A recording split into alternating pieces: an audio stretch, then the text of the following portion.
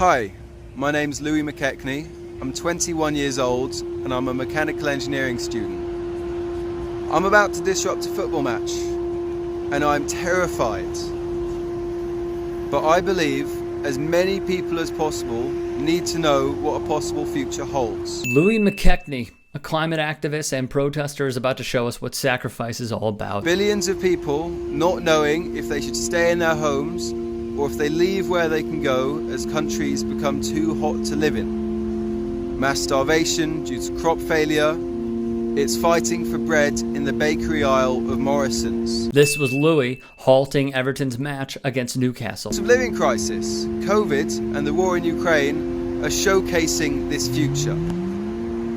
I want my government to do all they can to stop this coming true, but they are expanding oil and gas, making things worse, increasing the risk. McKechnie, just 21 years of age, zip-tied himself to the goalposts of Goodison Park, stopping play for around 8 minutes. We are calling on ordinary people to join thousands in mass civil resistance this spring. Hundreds and hundreds of people of all ages have signed up to support the demand of no new oil and gas.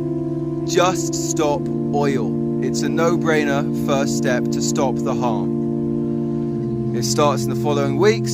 Sign up below and find out more on what we're doing, why it might just work, and how ordinary people like us can step up and not stand by.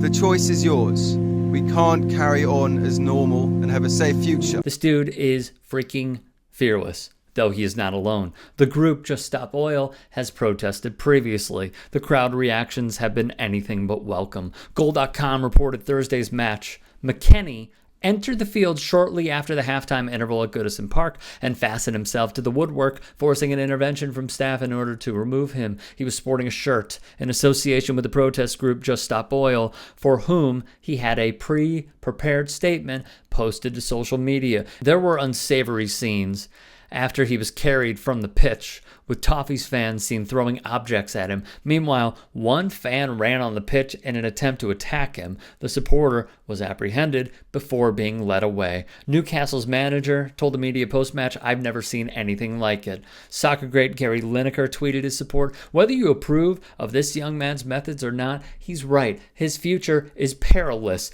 desperate times, and all that." So who are Just Stop Oil? What is their story? BigIssue.com wrote, "Just Stop Oil are a successor group to Insulate Britain, who spent the autumn blocking Britain's roads to highlight the need for home insulation. A total of 14 of Insulate Britain's activists were jailed, and a further 74 are facing criminal charges. One of those jailed was Louis." The organization describes itself as a coalition of groups working together to demand that the government immediately halt all future licensing and consents for the exploration, development, and production of fossil fuels in the UK. It's explicitly focused on young people taking action. The outlet then asked, "What do Just Stop Oil want?"